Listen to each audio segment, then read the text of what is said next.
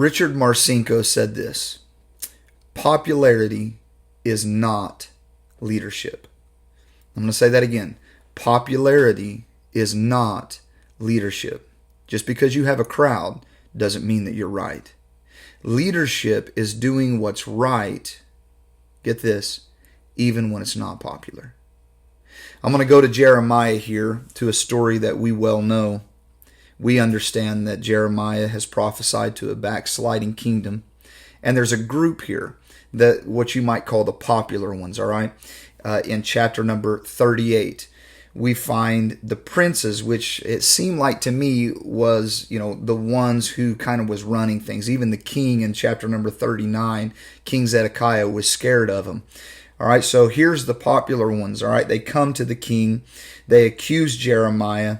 The king says, do whatever you want to do. And then we find in verse number 6 that they took Jeremiah and cast him into what was probably a cistern, a large cistern where they would keep water. And there wasn't any water in there, so he sunk into the mire. All right, so here we see that's what was popular. All right, doesn't mean that it was right. We know that it wasn't right. All right, so there was a person here in this next verse that's introduced. His name is Abimelech, the Ethiopian. And he comes to the king and he tells him what has happened. And the king says, all right, take some men. And the Bible says here that he took some men. And this is a really neat part of this story.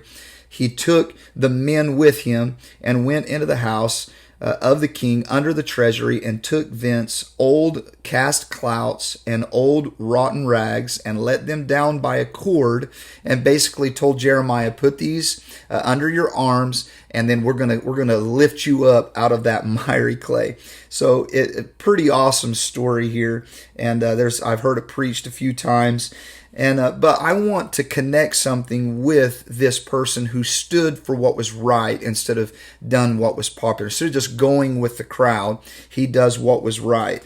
Now, here we find that this next chapter, the Bible tells us that this was the final captivity of Judah. This is what it was leading up to. This is what Jeremiah was telling them. If you don't get right, if you don't do what's right, even up to the very end of chapter 38, there is still a way for them to be able to, for Jerusalem not to be destroyed and all these things. So, but we find in chapter 39, it's too late. The final captivity of Judah comes.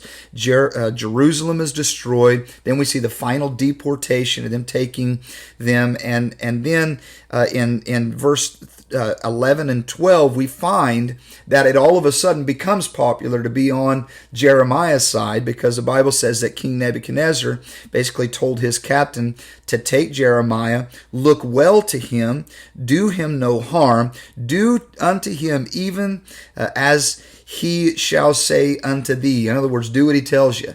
And so it's kind of a flip to the script there, And then when we go down to verse number 15 in chapter 39, remembering that Jeremiah was thrown in the miry clay, remembering that there was a person who stood up for what was right instead of what was popular, we come to verse number 15, and we realize that before this captivity, that the word of the Lord came to Jeremiah, and he prophesied to this Ethiopian Abimelech that stood for what was right instead of what was popular. That instead of going with the crowd, he says, this isn't right, and I'm going to stand up.